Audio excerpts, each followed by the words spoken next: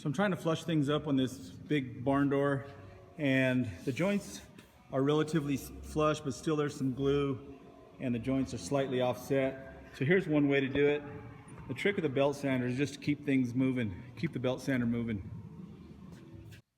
Hello. Yep, more tutorial on sanding, primarily with the incredible, versatile, and incomparable belt sander.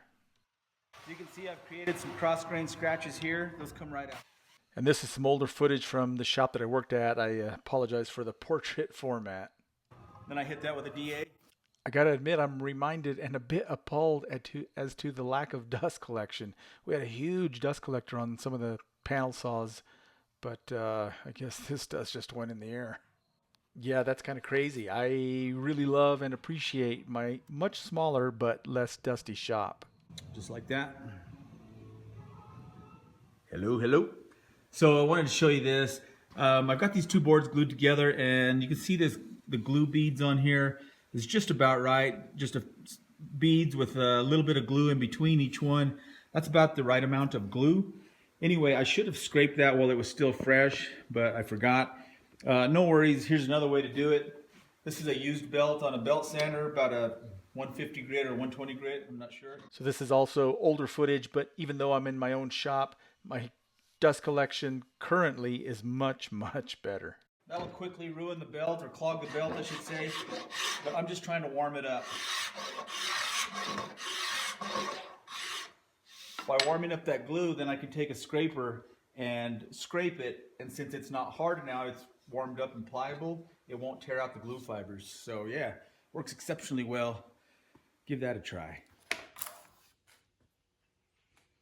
Hey, check it out. So this is probably well known, but you know, a lot of times you can take your fall off piece and sand it smooth. You can see the two radiuses there. Sand it smooth, and then I like this hook and loop, right? Peel that off. Something like that.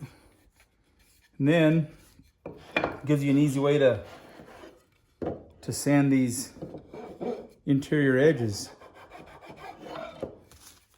You can cut this into strips, different grits, 320, 120, 180. Use up your old sandpaper. Very effective. And you can see I have all these different curves, odd pieces. That was for a cove or something probably. Outside radius. Really subtle, very subtle, I mean extremely subtle. 30-inch radius, something like that. Or even flat ones, right? I mean, this is probably not even half of what I have, you know, a drawer full over there. So yeah, hook and loop. And not really sure where I got this, but it shouldn't be too hard to find. So I'm assuming this would be the hook part, and that's the loop. Yeah. Hope that helps. I love these types of clamps, super handy in the shop. They do have a limit of about 2 1/4 clamping distance. And here, this thing is about 1 7/8, and I'm adding another chunk of 1/4 inch. And it's just about to its limit and hard to get a clamp on there. What you can do is add another clamp here, and then you have a lot more control to squeeze that. I can get that where I want, then release this clamp. Incidentally, you could take the hand grips of the second clamp and invert them into the handles of the first clamp and increase clamping pressure. Maybe not in this situation, but it works extremely well. The reason I'm doing that is because I need to put a slight curve on this chunk of wood right in there, like so.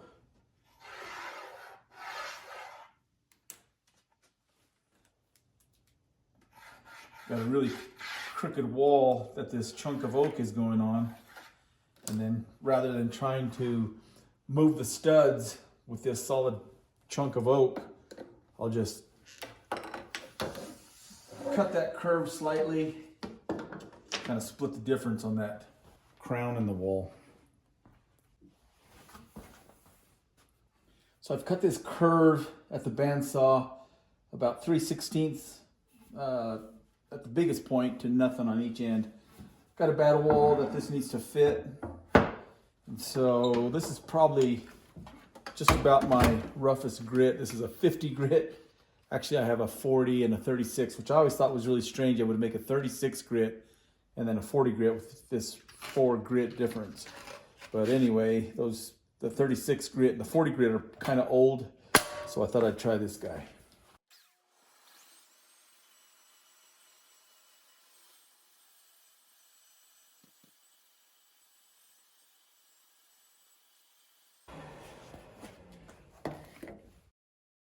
That thing will remove a lot of material in a hurry. It's going to take me a little while to get it nice and consistent, but it should work great. Now, if you're interested in these curved platens, I have another YouTube video called Sanding Smooth Curves, or maybe Sanding Inside Curves. Utilizes these shop-made curved platens, and just about any radius you can think of, within reason, down to about a 16-inch radius. It works incredibly well. I'll leave a link in the description.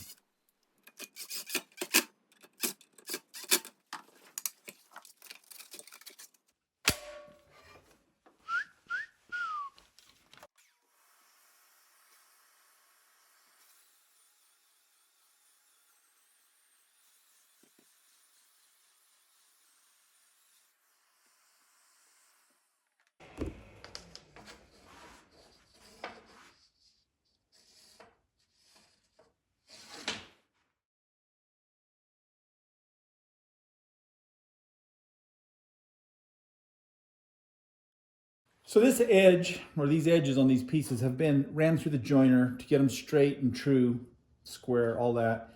And then I actually hit them with a hand plane to get those chatter marks from the joiner out. And then I go back and use sandpaper. What? Blasphemy, right? Well, here's why. I don't use stain often, but this project calls for it, and it's gonna get stained dark. And I want all the areas that get stained to be consistent. So if I sand one area and hand plane another, those two surfaces are going to take the stain differently. So here, after I've hand planed, block of wood with some 180 grit, just to even everything out. I'll check that with a low raking light. Boom, looks beautiful.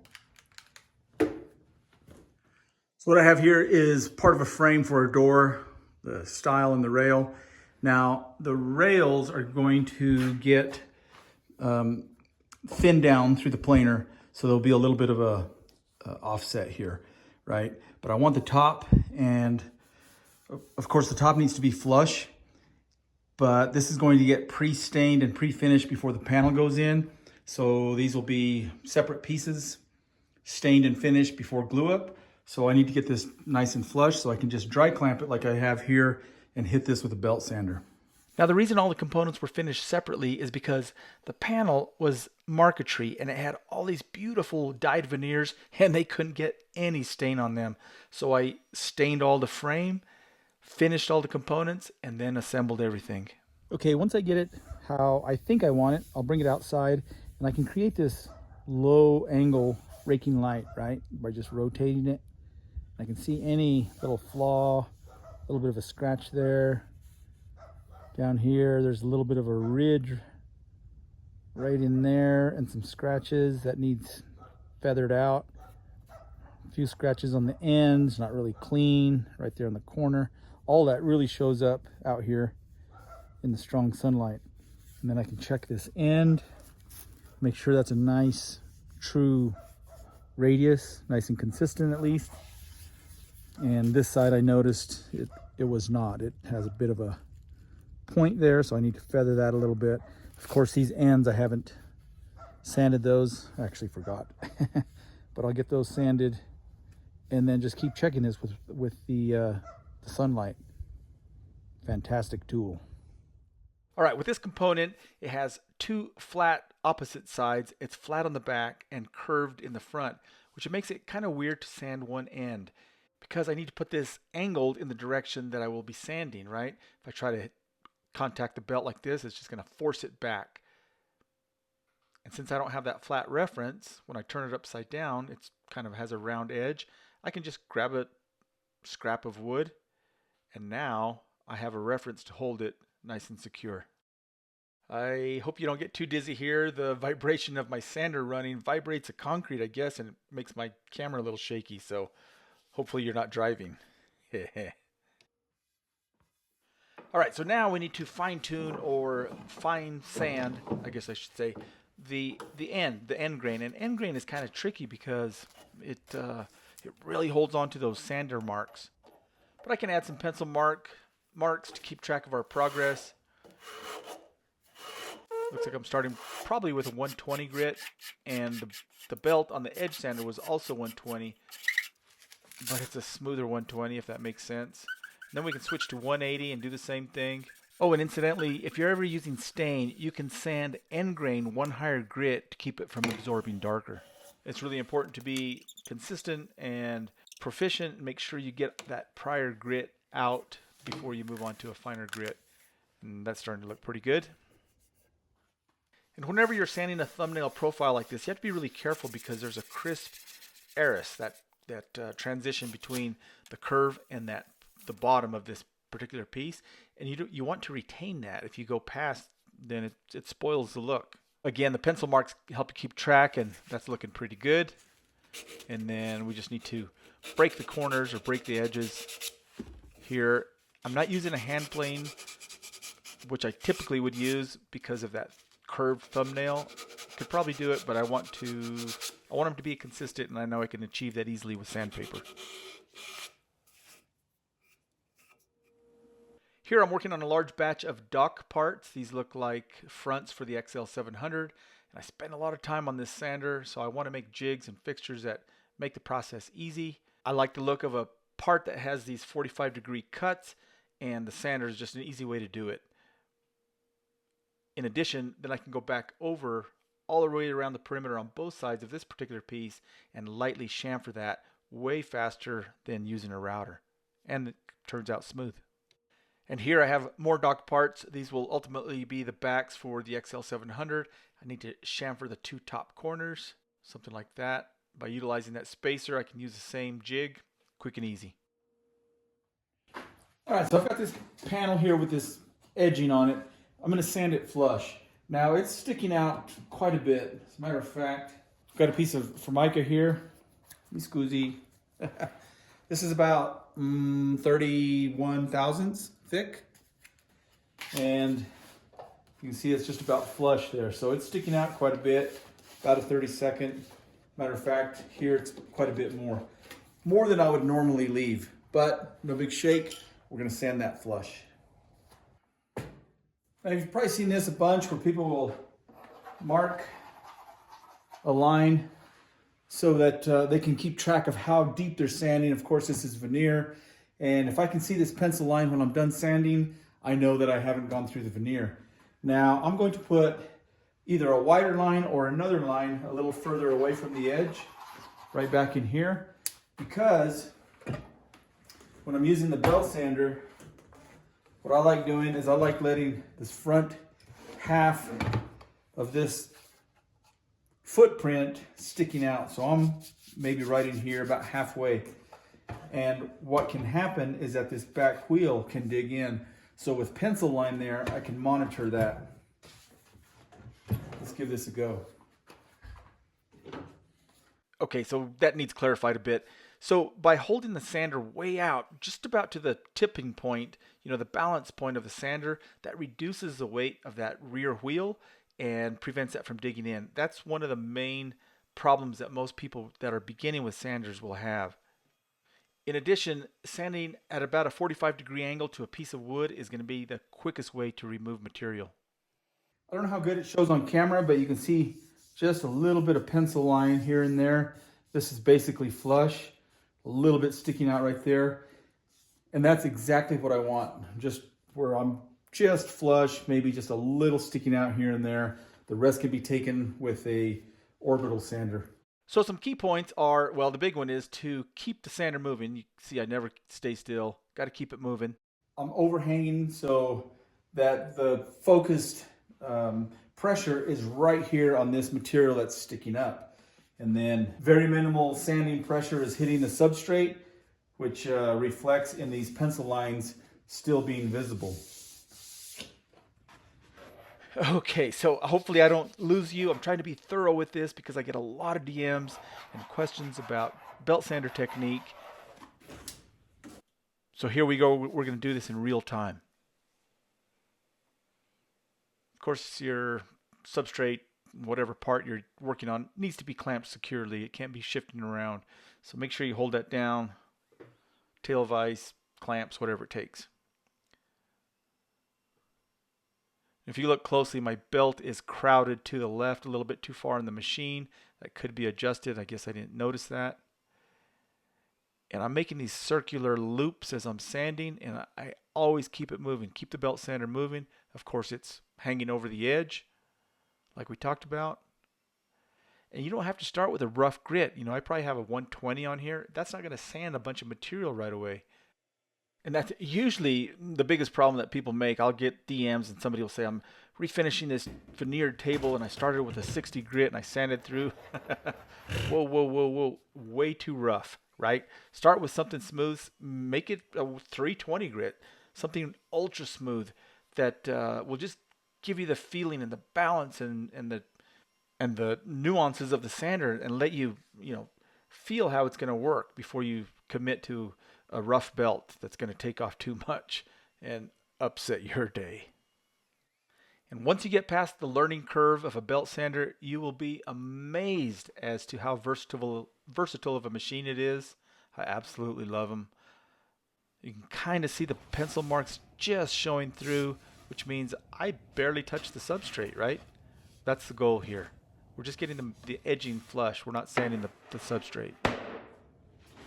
And of course, a low raking light will immediately show you any high areas.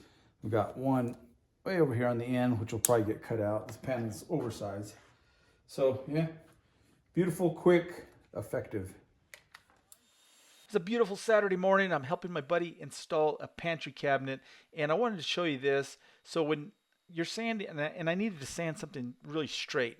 When you're doing that, on this particular machine, the footprint's about a 4x6, but if I turn that sander diagonally, I will increase that footprint, thusly creating a straighter line. Hope that makes sense. And sorry about the Blair Witch Project format.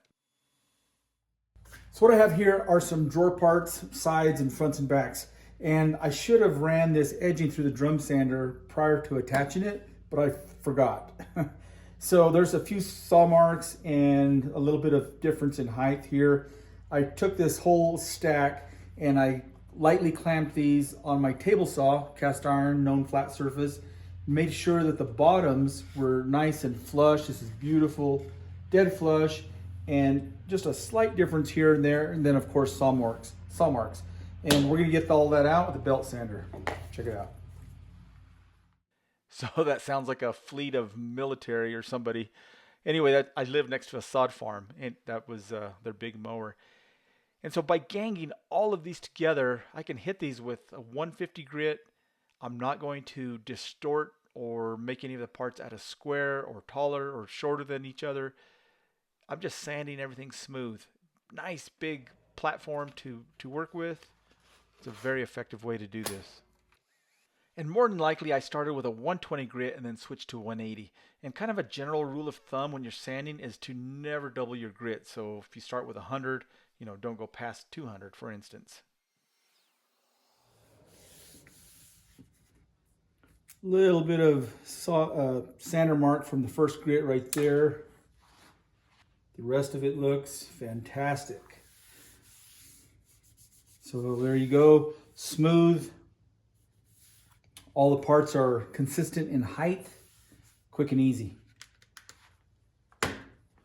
This is a different batch. Check it out. I'm assuming that you can't see this on camera, but right in here are some saw marks. And so this particular board here is low. Everything else is flush, smooth, awesome. And if I kept on grinding that with a sander, I really don't need to, right? So what I can do is the incredible card scraper and target that area right in there. About all it took. Just thousandths. That's not going to distort anything. For what these are, drawer parts, you're not going to notice that this is half the thickness of a sheet of paper lower right there. And now you could hit this with a vibe or even something like this. Literally that easy. Boom. That is beautiful.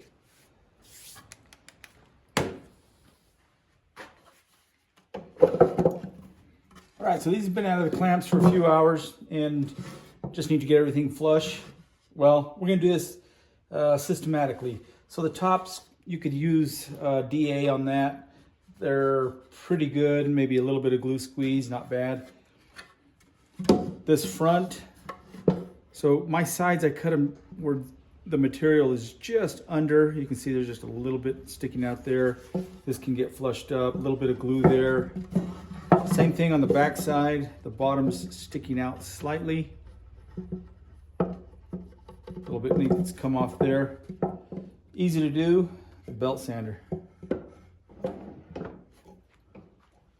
Put some reference marks here just to show our progress.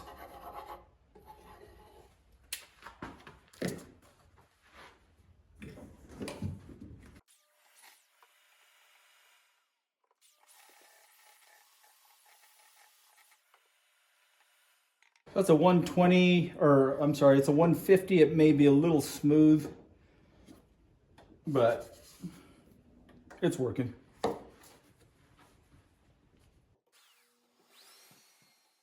So in my shop, many projects fall under a belt sander for this particular task. I don't know an easier way to do this than with a belt sander.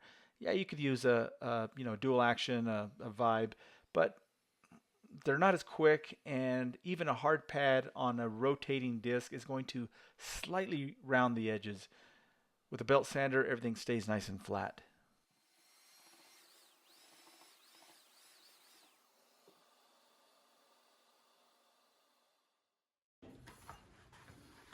And it's probably a good time to make sure that this is straight, flat, true, square, all that.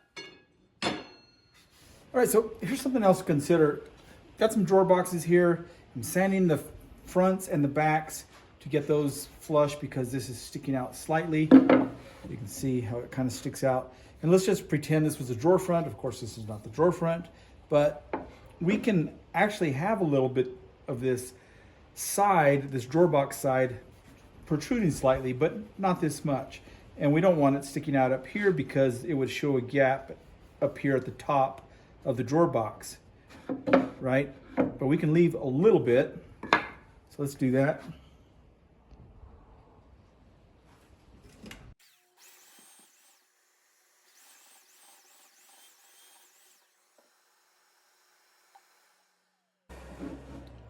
You can see it just slightly catches, but it'll go up on top.